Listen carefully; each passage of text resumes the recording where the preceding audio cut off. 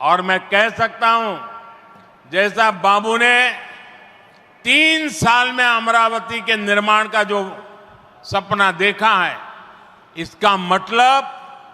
ये 3 साल की सिर्फ अमरावती की गतिविधि आंध्र प्रदेश के जीडीपी को कहां से कहां पहुंचा देगी, ये मैं साफ देख रहा हूं। मैं आंध्र प्रदेश की जनता को, यहां जो मेरे सहयोगी बैठे हैं, सभी को फिर आश्वस्त करता हूं, आंध्र प्रदेश की प्रगति के लिए आप मुझे हमेशा अपने साथ